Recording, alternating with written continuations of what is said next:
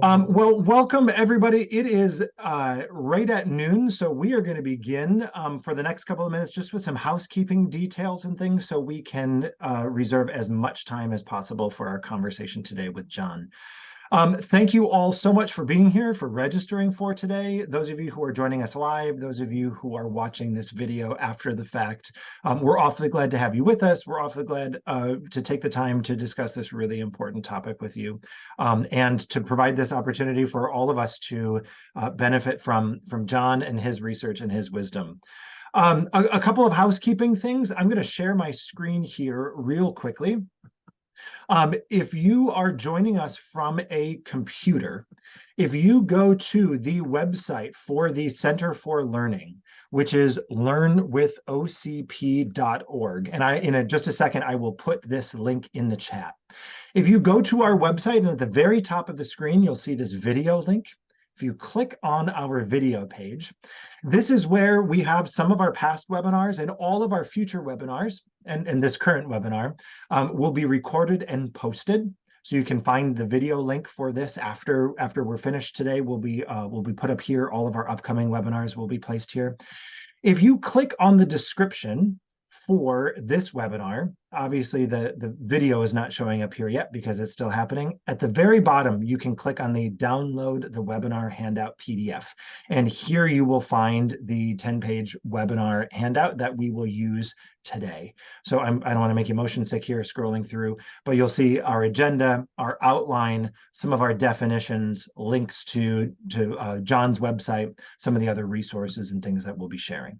So that's where you can find the handout for today. Those of you joining us live, those of you who are watching after the fact, the handout will still be there. I also want to go back to the Center for Learning website really quickly and clicking on calendar.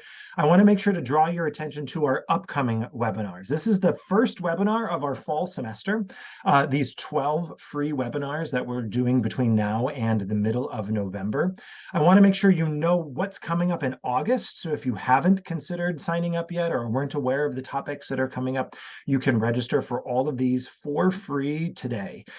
Related to this topic, certainly, and a growth from the topic for today, next week we'll be talking about inviting volunteers, the art of invitation, as a part of us reaching out in all of our ministries to invite new people to participate as lectors, as cantors, as choir members.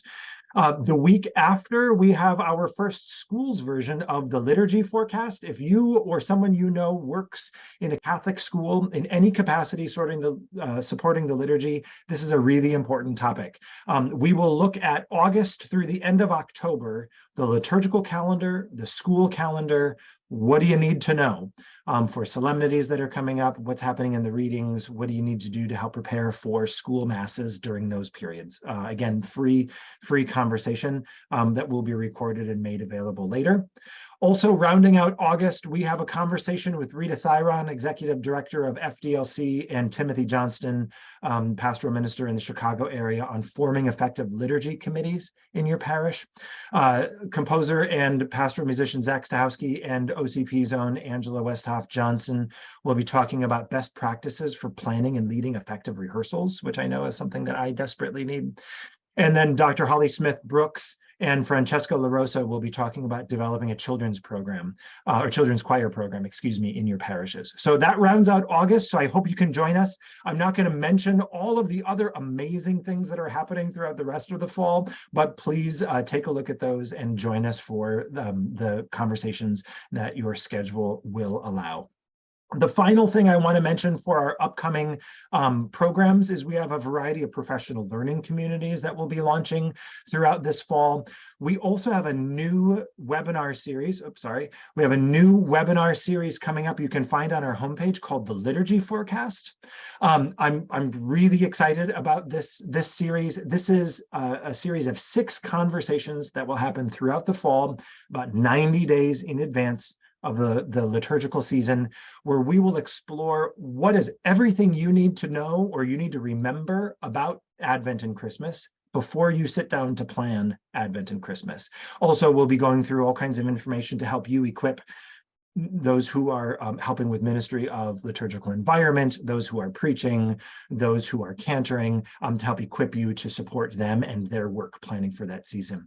We'll also then look at the calendar itself to consider, let's look at how Advent falls this year. And for example, in 2023, how the fourth week of Advent, after last year, when we had 7 full days of the fourth week of Advent, we have like 7 full hours of the fourth week of Advent this year.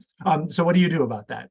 What do you do with where, the Feast of the Holy Family falls? So this series will look at every liturgical season. What do you need to know? What are the practicalities given what's happening within the calendar, et cetera. And our panel is amazing. In addition to John, who's joining us today, Rita Thyron from FDLC will be with us. Our own Glenn Beyer, Dr. Glenn Beyer will be with us, and then Diana McElintoe. So this is something that you want to definitely check out. The entire cost for the entire series for the whole year is $80. Bring everyone from your parish community for that one registration. You can sign up today. So that is enough background information. That's enough housekeeping information. Other than the bottom of your screen, you'll see a Q&A feature. If you have questions throughout our time today, please add them there as we work our way through our conversation today. John and I will do our best to work those questions that you're submitting into our conversation. If you have anything else that you want to suggest, ideas, things to share, you can put them in the chat. And if we don't get to things today, please feel free to reach out by email and let us know, and we'll do our best to get answers back to you. Okay. Oof, that's enough. John, anything practical that I didn't get to? No, I think that's a great way to kick us off, Matt. That is enough. Wonderful. Well, again, welcome everybody. My name is Matt Reichert. I am the director of the Center for Learning at OCP. I am awfully glad to have you with us. I am really glad to have my friend and colleague John Kyler with us today, talking about this important topic, creating a culture of hospitality within our parish ministries. So I want to jump into the topic so we can get to all of our various ports of call and as many questions as our participants have.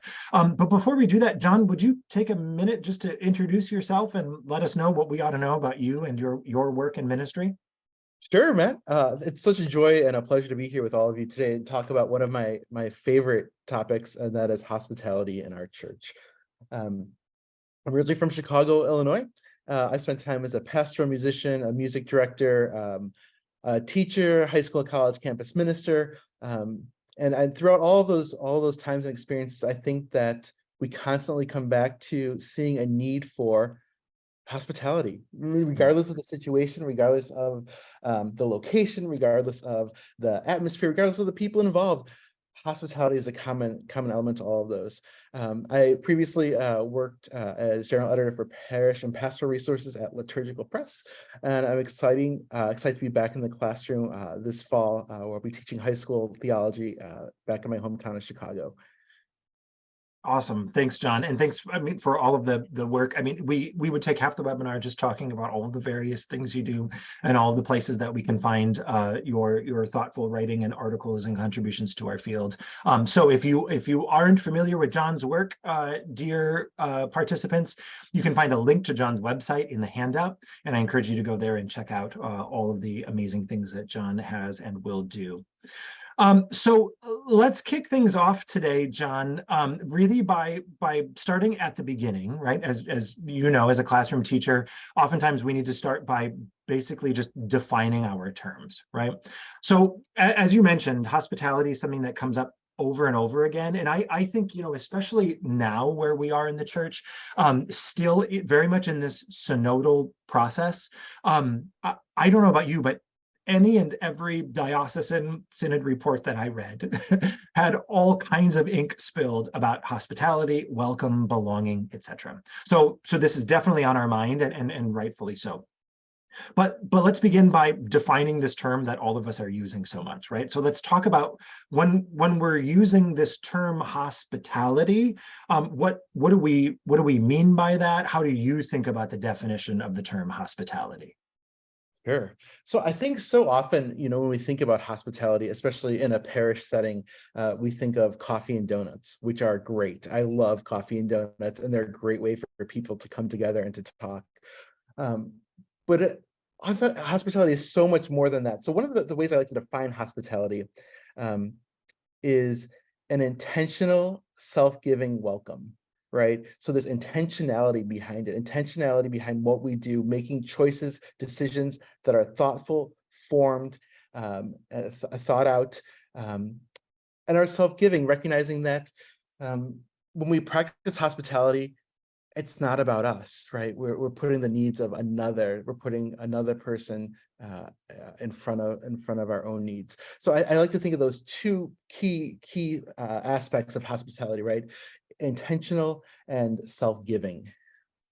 Yeah, and I'm gonna share my screen, and for both you, John, and everyone joining, what I'm sharing is the handout that you'll find again on the Center for Learning website on the video post for this webinar. So again, if you're watching this afterwards, you can find the link still there. So here, in the materials that you gave us, John, you've got this definition, right? That self-giving, intentional welcome. And what I like about this definition that you provided is the reminder, that last line, that again, hospitality is something that's grounded in relationship, right? And so I think I too want to put in a vote for coffee and donuts, right? I think coffee and donuts Hey, is great, right? But I think oftentimes, and this is a limitation I realize that I've contributed as well to in my ministry. When I think of hospitality, I limit that to like the important but limited act of like the greeter, where there might be an interaction, but there's not necessarily that relationship, right? So as we're thinking about hospitality and challenging ourselves to think about what hospitality means and calls us to in all of our parish ministries, I'm grateful for that reminder that all of this is grounded in actual relationship, not just interaction.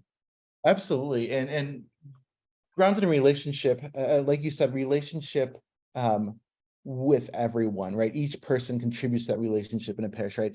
Yes, greeters play an important role, and we can't exist as a parish community without them. But hospitality is also a requirement of all liturgical ministers, of Yeah. all people in the parish, all parishioners gathering to come together to worship, to celebrate liturgy, right? It's a commitment to an intentional. Again, I think we're going to keep going back to that word. It's an Yeah. intentional commitment to that relationship, into Yeah. building that relationship. Yeah, no, absolutely. I appreciate that. Well, while we're here, the three quotes that you provided us here are so rich and multi-layered. So I want to pause here, knowing that our participants have access to these quotes that you've called us to. Unpack these for us. How do these help add, again, additional layers to our understanding of hospitality? Absolutely. I think the first one from St. Benedict really sums it up. In his rule that he wrote for his community, which has become a staple of Western spirituality, um, he says, all guests should be received as Christ. Welcome all as Christ. So every single person that we encounter should be as if we're welcoming Jesus Christ, Mm. right? Um, and that sounds really, really nice. Like, oh yeah, okay, yeah, welcome as Christ. Okay. At least for me, Matt, it's probably easier for you, but it's hard for me, right? It's hard sometimes to welcome every person as Christ, right? As a music director, recognizing the person who comes up after mass saying that song was too slow, right? That was not fast enough, or I didn't like that responsorial psalm. Engaging that relationship as Christ, right? Welcoming that person as Christ, and doing the same in campus ministry, right? Working with students. So I think that I love what Benedict says there, and I think it's an invitation for us all to really embody. Yeah. The second, I think, should be plastered on every single church door around. Right. This is from the prayer of the dedication, from the order of the dedication of a church and altar. So this is the prayer prayed as our spaces were dedicated. And I'm going to read it because I think it's so rich. Here may the poor find mercy, the oppressed attain true freedom, and all people be clothed with the dignity of your children until they come exultant to the Jerusalem which is above. Right? Here may the poor find mercy. Here may the oppressed attain true freedom. And here may all people be clothed with the dignity of your children. Right?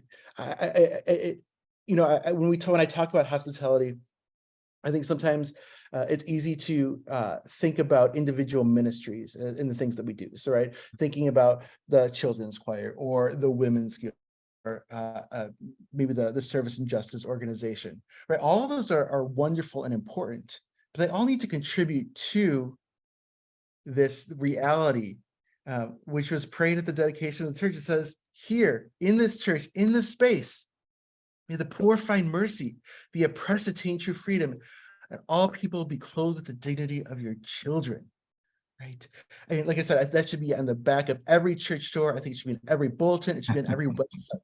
Because if we can even begin to live into that reality, right? Live into that prayer that we prayed as our church was dedicated, consecrated. It's really it's something, right? It really gets at that welcome, and that welcome beyond just a hi, glad you're here, but it's as a welcome and relation. It's like the oppressed obtain true freedom. People be clothed with dignity, right? In order to do that, you have to be in relationship with someone, right? You have to be in relationship. And then finally, I love this from Gaudium et Spes. The joys and hopes, the griefs and anxieties of the people of this age, especially those who are poor and afflicted, are the joys and the hopes and anxieties of the followers of Christ. Right, world, our church. I think it's easy sometimes to think that we celebrate liturgy or we exist as a parish community in a vacuum, and we don't. We can't. Like, it's impossible, right? Jesus shows us it's impossible. So taking a moment to name and remember that the joys and hopes of this world, the griefs, anxiety, challenges of this world, the same for the followers of Christ. Yeah, I love that, and I love both the fact what you've called us to by including these, but also the way you've broken them up now, especially prayer, the dedication of the church. Which, by the way, those of you playing along at home, you'll find all of the texts for prayer from the dedication of the church. If you have the Rites Volume 2, you'll find all of those texts and things there. If you don't have the actual ritual book. If you want to take a look at the richness of all of the texts associated with the dedication. But what I like about this again is right, exactly. And as you've called us to this, right, this is a good reminder to say we can't be attuned to the hopes and griefs and anxieties, right? If we don't know them directly, if we don't know them intimately, if we don't have that conversation, if we don't ask people, if we don't interact with people, if we don't peel back the layers to actually have that relationship. All of this goes back again to relationship. And I think we really saw that. I know for my diocese and the other dioceses where I did work having to do with the synod, we really saw that come up time and time again, where there's a call for authenticity and a call for actual deep meaning and not for lip service, right? And from people of all ages, right? I think oftentimes we think about that in terms of young people, and of course what works for young people just works for people, right? But we heard so often from younger people, young adults, and people of all ages, I want the church to really know what my life is like, or what I'm running up against, or what is weighing heavy on my heart, or what I'm celebrating. And that's not just something from the synod, right? We're seeing this is from the documents of the council. This is from our rites. These are emphasized again in all of these different layers. It's a part of our DNA of who we are as a corporate body that worships together, right? So yeah, given it's all true. of that, I think. go ahead. No, please go ahead. Sorry. No, I was gonna echo that, Matt. I think that there's so much. The part of that authenticity is grounded in humility, and is grounded in transparency, right? I think we have to have the humility to sometimes put our pride aside, put our ego aside, put our preconceived notions, biases aside, and be humble enough to say, I'm going to enter into this with an open spirit and an open heart.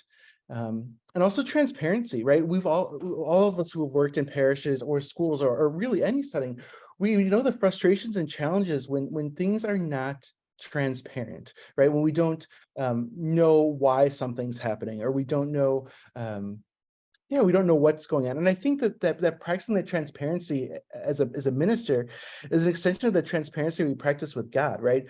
Just like we grow in relationship with anyone, we grow in relationship with God by being transparent. We don't tell God things to let God know what's going on in our life, right? God knows, but it's an exercise in growing in that transparency, in that relationship. And I think the same is true in pastoral ministry. Like as ministers, we have to be committed to being authentic and transparent, even when it's challenging, even when it'd be easier to not.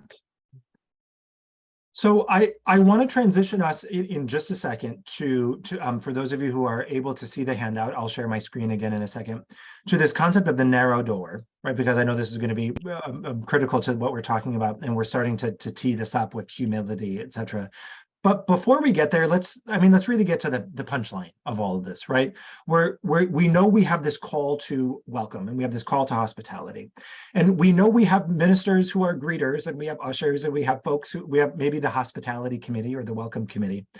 But really what we're talking about today is that all of us in all of our ministries, whether that's I'm a lector, I'm a cantor, I'm a choir director, I'm a DRE, I'm the deacon, whatever the particular ministry is, whatever the group is, the thesis of this is we are all called to hospitality because we are all ministers of hospitality, right? The work we do is an extension of that work of hospitality.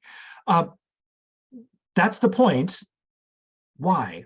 Unpack that for us. Why, if I'm a choir director, how am I a minister of hospitality? We have our ushers. Why am I in the mix? Yeah, so I think we go back to St. Benedict, right? Welcome all as Christ, right? As choir director, we encounter people, those in our choirs, in ways that ushers and greeters may not, right? We grow and cultivate relationships with them. We come to know them in ways beyond what may be possible for someone who maybe is just standing at the door, not just standing at the door and welcoming, but who's standing at the door and welcoming, right? We're in a privileged position as a choir director to engage those conversations. We're in a privileged position as a pastor, as a deacon, to come to know someone and grow in relationship with someone at that deeper level, right? And I think also, each of and we'll talk about this more in a little bit, but each of those individual ministries also have opportunities to express hospitality in different ways, right? For presiders and for choir directors and for those who write and prepare general intercessions or bulletin announcements, right? The language we use is an aspect of the hospitality that we extend, right? The images that we include in our works, and not only physical images like pictures, but the images we portray of God and church and community all are important aspects in revealing what hospitality is and should be, right? Language, I think, representation, right? A choir director makes those choices, right? What music are we including when we sing, right? Who are the composers, right? Is there diversity of composers? Of women and men and members from different communities, the Black community and the Latino community, people of color, right? There's really what we sing is just or us singing in the moment and praying in the moment is just part of it, right? As these ministers, we have to put that intentionality into practice, into thought, long before we get to Mass. Yeah, and I think in addition to everything you mentioned, if our framework of understanding hospitality is that, again, it's that self-giving, it's that intentionality, it's that act of welcoming. But if all of this is in relationship, then that also means that within our ministries and our interactions within our community, every time that there is a interaction or opportunity for relationship, it's an opportunity for hospitality, right? So when I come to a new parish community, I travel a lot, and so I end up being a guest at a lot of parishes, and it's amazing to me, or maybe not surprising, the number of times, lovely, wonderful communities where I'm greeted at the door often, maybe not always, by someone, hi, how you doing? But then after that, the feeling, the expectation is, I know exactly how everything works here. And that's not the case, right? I don't make a decision about the places where I shop or the groups that I'm a part of or the communities that I participate in based upon what happens in the vestibule or in the doorway. It's about the experience of the entire thing, the totality of it. So, when I go to a community and I have effusive greeters at the door, it's nice. But then when I sit down and we stand up to sing, and I don't know what the number is, or I can't find the mass parts, or I don't really know what happens now. And sort of there's the unwritten curriculum of the community that I don't know or haven't learned yet. It tells me maybe this isn't the place for me, or maybe there's something else I need to do first. And so I have that relationship or that opportunity for interaction. If there was that intentional, hey, there could be a guest, maybe we need to post the mass parts, or identify somewhere or put the number somewhere so someone who doesn't know the mass of fill in the blank would be able to participate. Boy, suddenly that's a whole different aspect. That's a music ministry as minister of hospitality that would make a huge contribution towards my relationship with that community, and maybe the chance that I'll be back next week. Absolutely, Matt. Absolutely. And really, it requires us as the ministers to think about those assumptions that we have and to really take a moment to challenge them, right? Of course, as I know whether we're singing out of the breaking bread or the worship today, but if I just say, join in singing hymn number 747, which right? I mean, little things like that convey our commitment to making people feel welcome, making people feel safe and comfortable in their place of prayer.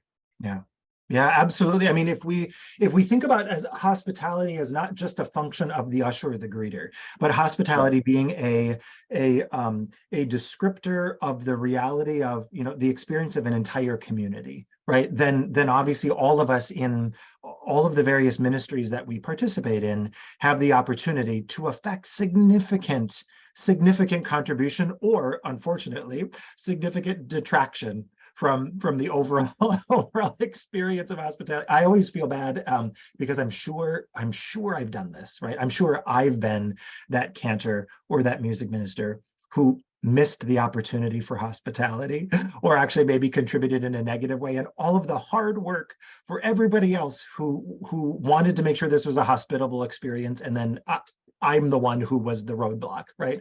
But we have the ability to add to or detract, which I think is important. And I know we're going to build more on that by talking about this, the concept of the narrow door. And so I'm going to share my screen again, but I want to draw participants to this page. This is page 4 in your handout. John, if you want to walk us through I'd love this to. narrow door.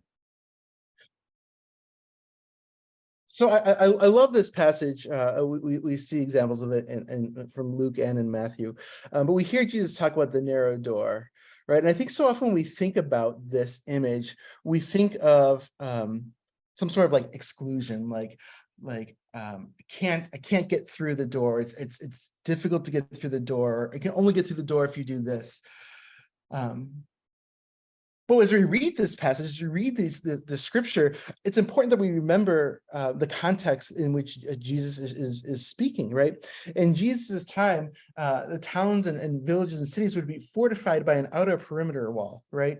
And to get into the city, there'd be a large gate, usually like a large gate where livestock and carts and lots of people could come through with all their goods or their belongings, but the line to get through is often very long, right? If you've got a lot of people lining up to come through this one big door with all of their possessions and their animals and their goods, as opposed to the narrow door, which is off to the side, reserved for people that didn't have baggage, right? That didn't have carts, that didn't have goods. It was easier for them to go through and faster for them to go through the narrow door, right? I think if we imagine this passage in that context, we can think of what things do we need to leave behind as parish ministers so that we can enter through the narrow door that Jesus calls us to, right? What baggage do we need to leave behind as individuals and as communities so that we can strive to enter through this narrow door? So in that sense, like what things prevent us from authentic hospitality, right? What baggage keeps us from the authentic hospitality that we're talking about? What does Jesus invite us to let go of or divest ourselves of? And I think we have to answer that question honestly, right? Both, like I said, both as individuals and as a parish community. Like, what keeps me from practicing authentic hospitality? What biases do I have that prevent me from practicing authentic hospitality? What preconceived notions? What are my own experiences, right? Prevent me from that? And then also ask those questions as a parish community. What prevents us? Right. Yeah. Sometimes it's as simple as, like we said before, checking ego. Right. I struggle with that. But maybe it's bigger. Maybe it's one of those assumptions that we were talking about before, Matt, the assumptions that we make that, oh, people know how to participate. People can find their way. People know where to go. Okay. What do we need to let go of? What do we need to divest of? Yeah, no, these are such powerful questions, and I love the expansion of this familiar image. And for those of you who are able to access the handout, we have this page here with these questions, both for your own reflection, but also as a single page that can easily be reproduced if you want to use this with members of your own ministry or your parish staff as a way to facilitate some of these conversations. So please use these tools the way you see fit. Participants who are joining us live, I apologize that your chat window was disabled before when we were asking you to add to the chat. It has now been enabled. And so what I'd like to do is, these questions: what prevents you from practicing authentic hospitality? What prevents your parish community from practicing? As you're willing or able, feel free to add your responses to the chat, just to kind of get a virtual conversation going. As we do that, and as we take a minute to see what types of things your virtual community is adding, I want to answer this for my own self and my own community. When I was director of worship for my parish communities, we had a significant disagreement. I'm trying to couch my terms carefully. Significant disagreement in our liturgy committee with some members. Just for context, my parish communities have projection screens. Some of the churches in my combined community had these since the revised translation. Some developed them since COVID, but we have the ability and we do project music. For funerals and for weddings, the topic was brought up, we should project the spoken responses for the Mass, because we have a lot of people who are there for funerals or weddings who aren't Catholic, or maybe aren't practicing Catholics, who don't necessarily know what to say. We've all been to those funerals where the Lord be with you, and there's nothing, right? Can we, as an act of hospitality, put up responses so people know how to participate? And the disagreement was with some members who, and I understand, they had their reasons, felt very strongly people should know it. And if you don't know it, you should learn it. It's incumbent upon them to know what to say when. And I don't necessarily disagree with that over time, right? But the thing that prevented us in that moment of just putting up these slides, which cost us nothing, doesn't get in the way of anything, to allow people to have a chance of participating and to signal to these folks that we understand you might not know what to say, so we're providing this for you for grandma's funeral, etc., was this chip on some of our shoulders of people ought to know this. We're upset because people aren't coming to church. We're upset because people aren't participating. We're upset because people don't know. This is important to us. They should think it's important too, and so they should know it. And that got in the way, and eventually we got there. But for a period of time, that was the baggage that we had to process through to say, maybe there's something else we need to do in terms of welcoming, evangelizing, catechizing. But in this moment, maybe the real act of hospitality, act of mercy, is for us to put these responses on the screen. Yeah. So again, others, and John, I know you have all kinds of examples from the way that you've talked about this in other ministries, but for those of us who are joining live, again, feel free to add any of these experiences or things that you've come across into the chat. John, as you're, as you've been thinking about this, writing about this, presenting about this, what are some of the common responses to these questions, especially that second one? What's preventing our parish community or our ministry from practicing authentic hospitality? What's getting in the way? Yep. I think the one that I hear over and over again, and I don't think this will be a surprise to anyone, is the response, well, that's how we've always done it, right? Or that's how we always do it here, or that's just what we do here at X community, right? I think that tradition is important, right? And our cultures and things that are important to our communities are important, and it's important to retain aspects of that.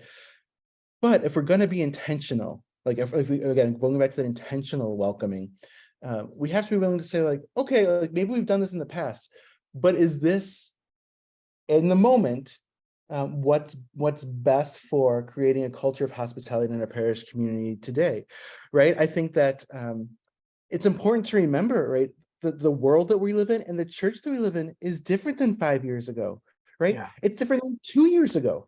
And I think that's a constant call to reimagine, to rethink, to reevaluate our practices and our procedures, and the way that we do things as a community.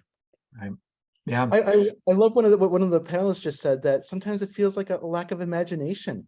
Absolutely, right? And that's hard. It's hard to, it can be challenging to think differently, to think differently about how we welcome people, about how we invite people to participate, about some of those things that we do. But it's important, especially when we recognize, and again, this is part of that humility that we've talked about, is there are people in our communities whose experiences are not the same as our own, right? Right. The parishioners in my community and I have shared several similar experiences, right? Of course we do. But my experiences and are not your experiences, and my realities are not necessarily your realities.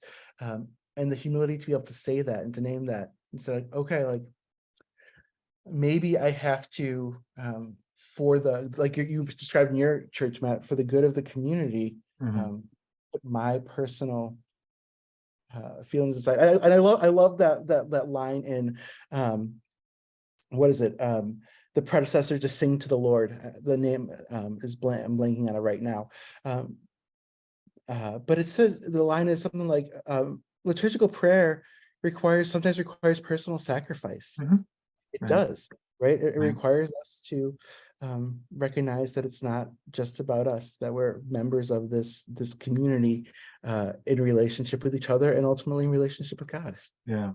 One of the and I know we keep going back to this, like you said, we were going to to this concept of intentionality, right? I mean, so if one of the I's is imagination, one of the other I words is certainly going to be intentionality. And I think one of the things I think about oftentimes, and I've used this with the parishes, is for some of the folks joining us, you might remember, and maybe it's still active, but remember this campaign that maybe 15, 20 years ago, the church was really doing, this Catholics Come Home campaign, the idea of, how do we encourage people to come back to the church who maybe have fallen away, right? And I often think, like, what kind of trouble would we be in if it worked? Like if all of a sudden this coming Sunday, right, a few days from now, you had 20 people show up who haven't been to Mass in 25 years, 30 years, or as we look at the increasing numbers and percentage of population who are disaffiliated, those who are taking advantage of the invitation for the first time. I've not been to church ever, but I keep hearing about it, and you keep inviting me. I want to see what it's all about. What would we do? Are we prepared for that? Right. And I file that under the intentionality of, and I think we can all naturally fall into this because we're human, and it's human psychology. We can fall into the invisibility of what we've always done. It doesn't occur to us as musicians, I'm sure, to think someone doesn't know Mass of Christ the Savior, or someone doesn't know the chant Mass acclamations from the Missal, or someone doesn't know Mass of Creation, or someone doesn't know Mass for the City, or whatever it might be, because our community has sung it forever. Well, someone doesn't know it, right? And I think, part of so this is leading to a model, an example maybe of different options, especially I think Paula mentioned having written worship aids as opposed to projected responses. I think a community that does this well, maybe not surprisingly, and I know, John, you're obviously very familiar with it, the monastic community at St. John's Abbey does a great job welcoming guests to Liturgy of the Hours. And they do this because they know it's not a familiar form of prayer for some lay people. The community knows it so well. So they have a host monk every single hour of the day, 7 a.m., 7 p.m., every hour. And they have, someone who will show you where the books are, where do you find the numbers, here's your cheat sheet, etc. Maybe we don't project spoken responses for weddings and for funerals, but maybe we have someone who is someone to accompany a family in their moment of grief at a funeral, who can help them understand, here's what happens in the procession, here, come and sit here. In our hymnals and our missals, we have the order of the Mass, right? We have the spoken responses. We don't have to make a big production about it, but we can still find not only an outlet for someone who can find meaning in that type of ministry, and also that type of personal accompaniment for a family that is going to mean a lot to them, that doesn't have to be broadcast to everybody else, right? So in all of this, what I'm saying is, we can sometimes fall into the trap of what's invisible to us, right? And we can also fall into the trap of there's only one way to do it. When, sure, project, sure, give a handout, sure, have someone who accompanies, any or all of those things can be a way that adds to that overall culture of, we see you, we're aware of what your needs are, and we're taking steps to meet it. And that's going to go an awful long way. Absolutely. And with that, Matt, what works for my community that I'm a part of might not be the same response for your community, right? They're different. We have to be open to engaging this in different ways, right? There's no one size fits all answer to this. Right, absolutely. Now, I know, so I know we're talking about the concept, we're talking about examples, we're talking about suggestions, and I want to make sure that we're also aware of some of the tools and things that you have so kindly provided us in the handout. For those of you who might have joined us late, I am putting into the link, into the chat, the link to the page where you can find the handout. And this is also the page where eventually the recording of this webinar will be posted. But back to our handout, John, could we maybe take a moment, I'm going to share my screen again, to talk about this checklist that you've provided us, both what's in the checklist, but also the checklist can provide maybe a template for how we might come up with our own questions. What is this, and how can we use it, and how can this help us create this culture of hospitality? Yeah, absolutely. So I talk about this a little bit in my book, which I think there's a link to somewhere on here. But I was really inspired by Malcolm Gladwell and putting this together, right? Which is kind of funny to think of a contemporary sociologist in his book "Blink: The Power of Thinking Without Thinking," and it's really really interesting, really fascinating. But one of the conclusions he comes to is that we make split-second decisions about something, right? And those split-second decisions are often not the same if we had more than a second, right? If we had more time to make a decision about something, if we had more time to think critically about something. So my thought is, okay, in our parishes, right? So often we might give the response like, oh, well, if they would have just stayed, or if they would have come back next week, or if they would have just been part of our community for a while, they would have understood this, or this would have made sense to them, or they would have figured this out. But we don't always get that opportunity. Like sometimes, like we get one shot to welcome people into our communities, and it's really important that we do the best that we can to make the most of that. So in putting this assessment together, I thought about two sets of things, both physical considerations of our parish community and also some interpersonal considerations. So physical things, right? Like are the parking lots clear of and sidewalks clear of debris, right? Are the doors, easy to open and free of smudges? Are restrooms marked? Are emergency supplies easy to locate, right? Is there enough light so that people with varying eyesight can see and read? Are there large print missals and hymnals? Um, are Yeah, I mean, are there accessible parking spaces, right? These physical things that people see and encounter before they even meet someone, right? Right. Before they even talk to someone, encounter someone, right? They're taking notice of these things. And these are all ways that we create a culture of hospitality, Yeah, I love right? the example too. And of course there are other questions that can be added to this or in addition, right? Like even again, thinking about my parish, and apologies to anybody from my parish who's on the conversation, but this example of audio amplification devices available for people with hearing loss, right? My parish did a great job of, when we upgraded our sound system, doing exactly this, adding really nice audio amplification devices. It's really great. And nobody knows where we keep them because we're worried about them being stolen. Totally get it. I'm not suggesting you shouldn't be, right? But because of that, they're like in a locked cabinet, in a locked room, off of another room, and nobody knows how to get to them. Or when you show up, you wouldn't even know that they're necessarily available or how to find them, right? So I think sometimes it's also a matter of, do we have these things? Do we have large print editions of a missalette or a hymnal? And also, do people know that they exist and where they are and how they get them, right? Yes. Whether that's your usher or somebody else who knows that they exist, I mean, I think sometimes there's all of those concentric circles of considerations that, again, we can't be intentional about if they're invisible to us. Right. Absolutely. Again, the key word here, intentionality. Yeah. Intentionality. I love to even this, something as simple as this, and we see this, I think, on our websites and our social media, but even our physical bulletin boards, right?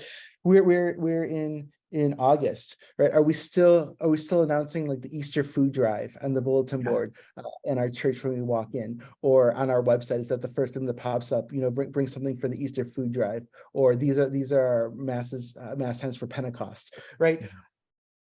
We've got to be intentional about keeping those things relevant and up to date, right? If I go to a website and I see something that's outdated, first of all, that website loses credibility for me, right? Right. And my chances of further engaging it or even going to that community eventually are greatly reduced. Yeah.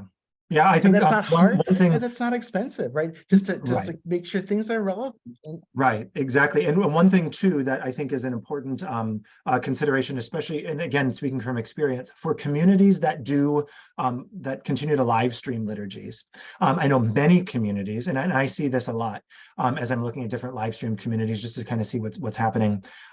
Many communities before the live stream begins have announcements or information. And oftentimes the bulletin boards in the church or the announcement scripts, or the actual bulletin itself gets updated, but those things that are posted on the live stream, right, are still old. I just saw mass from a community in a diocese that won't be named, that still has the slide up announcing what times liturgies will be on Christmas Eve. It's so out of date, it's almost ahead of the ball, right? As long as they're going to follow the same schedule. But again, for someone who's observing, or for someone who's homebound, right? I mean, it doesn't make me feel like I'm remembered necessarily. It's an easy thing to forget, but also an easy thing to fix and to avoid that type of disruption. What about some of these interpersonal considerations that you have listed, John? Absolutely. And we saw this comment in the chat saying hello. Are people acknowledged, right? Right. It's not hard to acknowledge someone. Just like, Right. welcome. We're glad that you're here. Easy. Does someone help newcomers find seats, or do we see that shuffle that we love when, like, this is my pew and anyone that wants to come and sit in the open space has to climb over myself and these other 4 people before they can get to it, right? That's an example of hospitality. Are we willing as a community to make room for people that come in?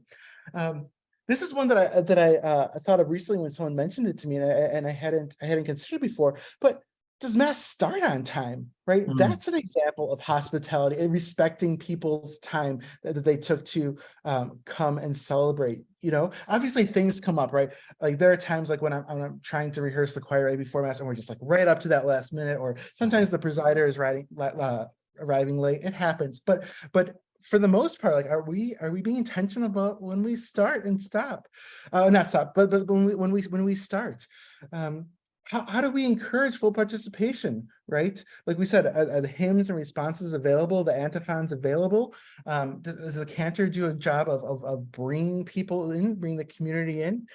And again, those words, does the presider preach in a way that doesn't hurt or alienate people? Do our announcements contain insider language, right? Saying that like, after Mass, we'll have coffee and donuts in, I don't know, the butterfly room, right? Someone that hasn't been to your church community might not know what that even means, Right. right? So do our announcements, do they contain that insider language?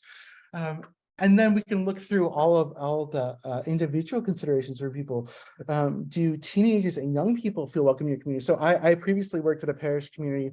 I had a lot of college students, and it was great. I enjoyed it as the campus minister and music director.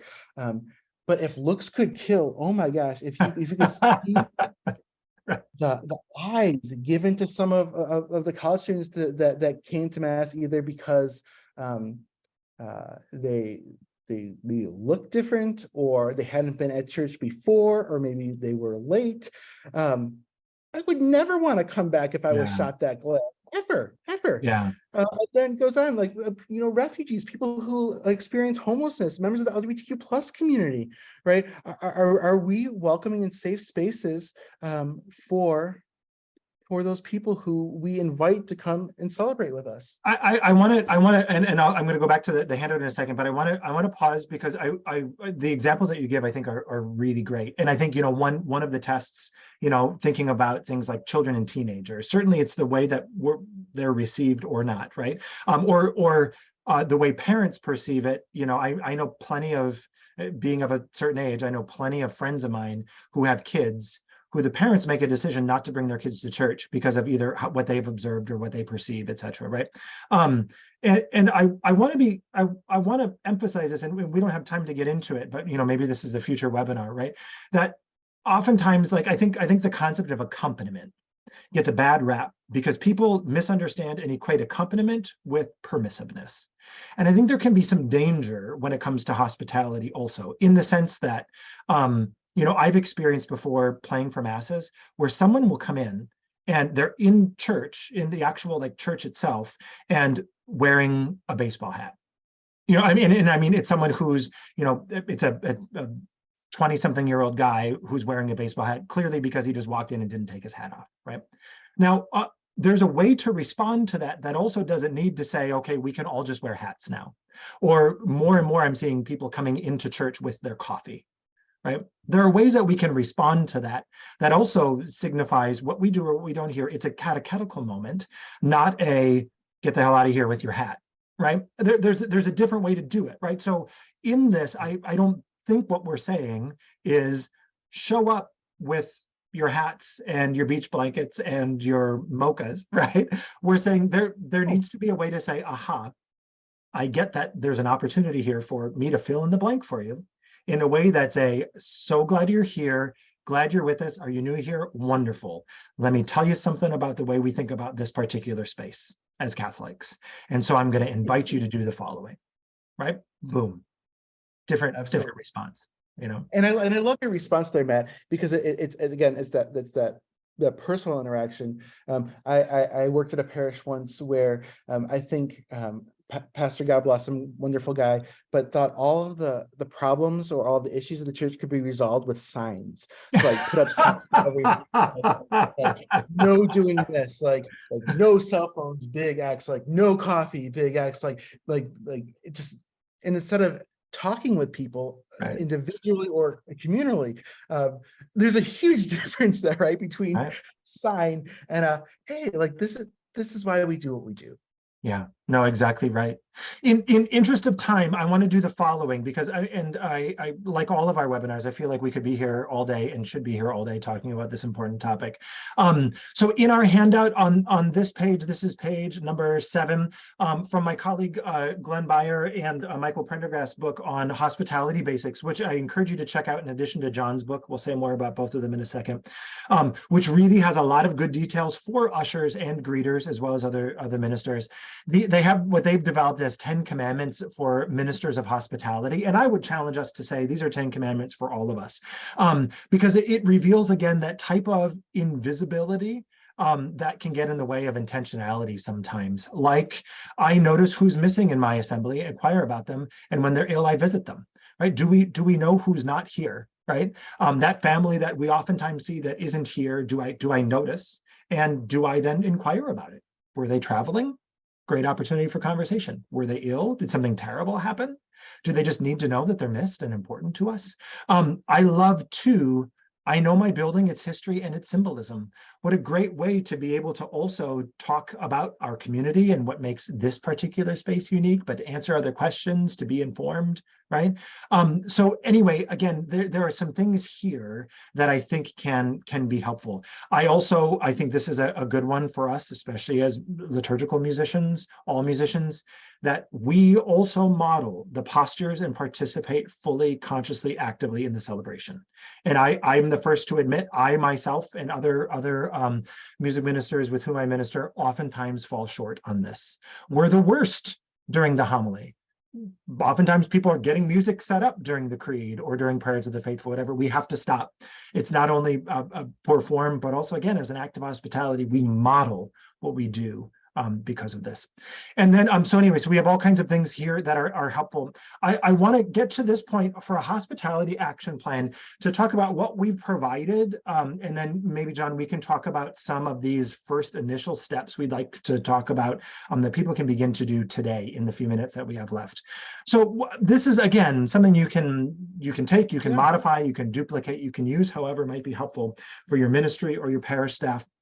If we think about a group or area of our ministry, thinking about what would it look like if this group or area of ministry really is demonstrating or is aware of a strong culture of hospitality.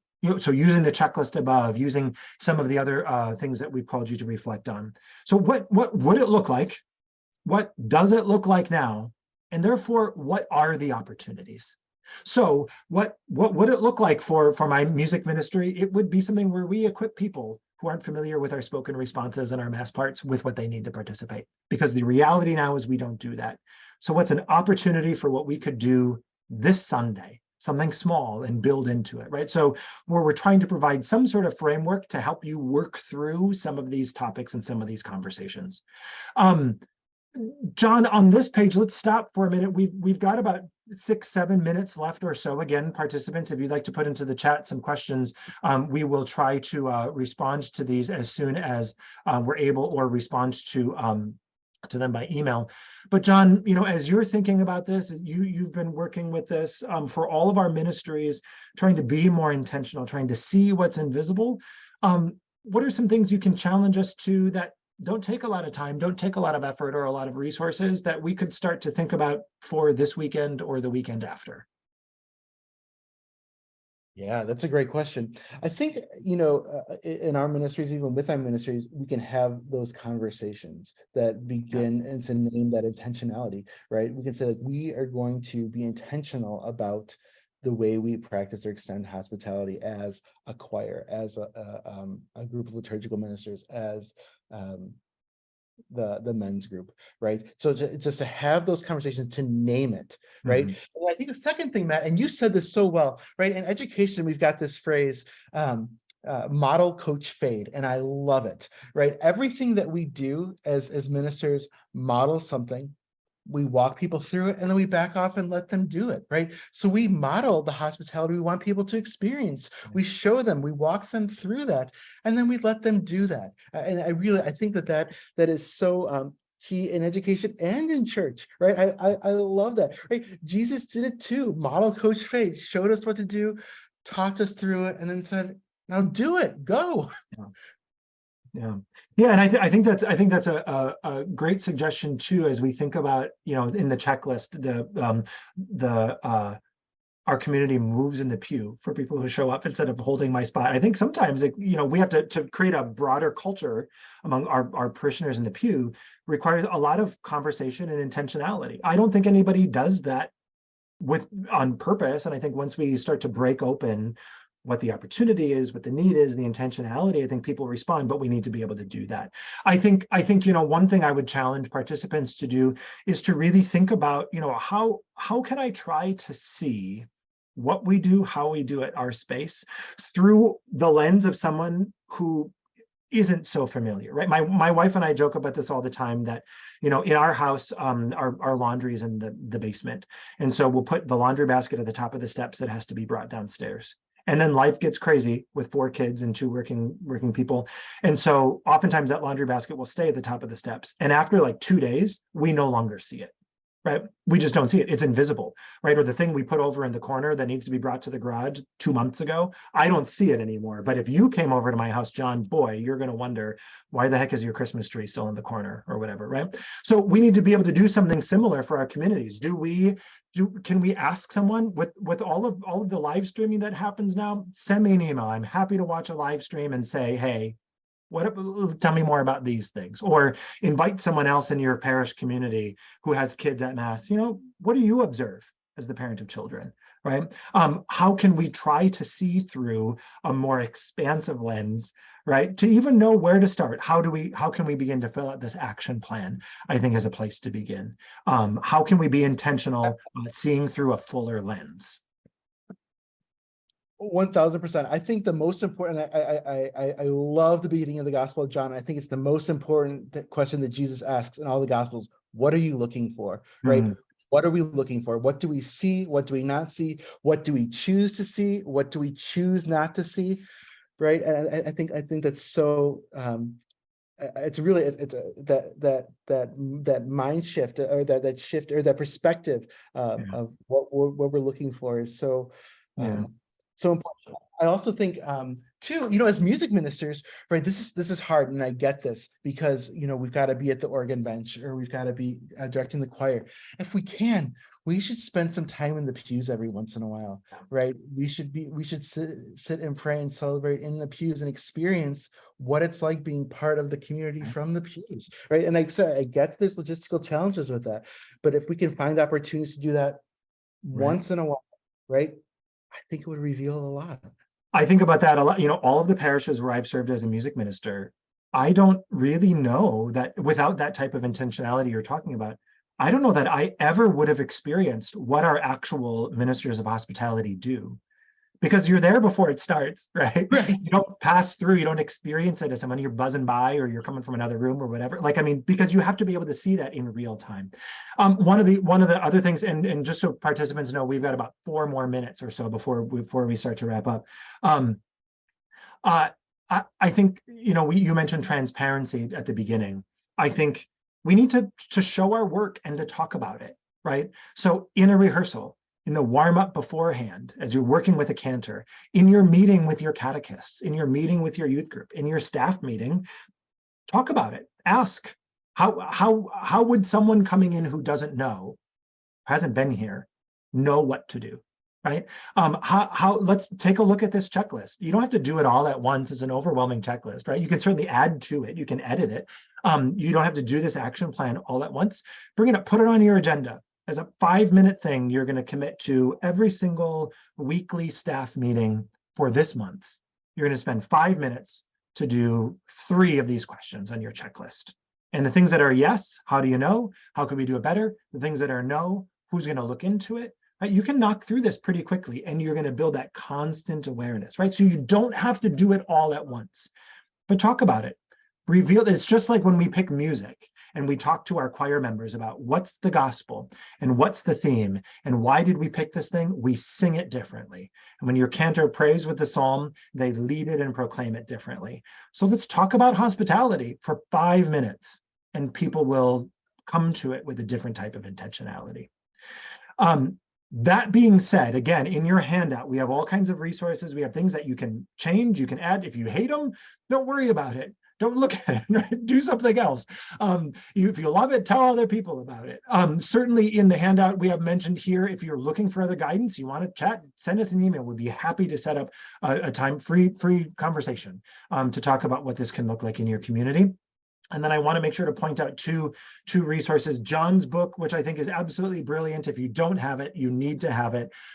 John's book really does a wonderful job of digging into hospitality as a concept, both spiritual, theological, liturgical, sociological concept that we can look at from all of our various angles. And then Hospitality Basics from Glenn and Michael, which does a similar job, is also very practical, especially for ministers of hospitality and greeters. So you can follow these links, you can find more. John's book, published with our friends at Liturgical Press, Hospitality Basics from Pastoral Press at OCP, so check that out. Again, as I mentioned, this conversation is being recorded, and we'll post this as soon as we can to our website, so you can feel free to go back, revisit, share it with other members of your community to help jumpstart that conversation. There are other resources and things that we'll post there. Please make sure you check out Center for Learning's webinars, professional learning communities, the liturgy forecast, these other places that will help extend these conversations. Next week, Thursday, same time, we're talking about inviting participants in ministry. How do you invite volunteers? And so this will be a good takeoff topic on hospitality, because we're looking at invitation and inclusion. What are the requirements? What do we require from our cantors in order to serve, right? How do we make sure they're formed and in the right place to minister in this important way? We'll talk about that next week also. So please join us, free conversation. And then the final thing I'll say, other than to say, John, thank you, not only for being here and your wisdom and all of the work you're doing, not only publishing books like this, your articles with US Catholic, your compositions, the way that you're making our church so much more richer. Thank you for that. Thank you to all of the participants who are here, not just for being here, but we say this in every single one of our webinars because it's true. Thank you for everything you are doing for your parish, school, faith communities. It does not feel like it's observed all the time, right? Sometimes it can feel like the things that you're doing aren't noticed or aren't making a difference. And I can tell you, not blowing smoke, not paying lip service here, that the things you are doing matter and they do make a difference. And the little baby steps, the little pieces that we're able to do eventually compound into a snowball. And our church, your church, our universal church, our world are better for all the efforts that you're doing. So thank you. And if there's anything John, myself, Center for Learning, anybody else can do to help accompany you, support you in the work that you're doing, this critical mission imperative, world-changing work that you're doing, please reach out, because that's what we're here for, and we're more than happy to help. So again, thank you all for everything. Thanks for being here. Thank you, John. God bless you all. Good luck as we're working in August to get things up and running for a new season of catechesis and religious education and music ministry. And we hope we'll see you on another conversation sometime soon. So God bless you all. Have a wonderful week. Thanks, John. We'll talk soon. Thank you. Take good care. Yeah.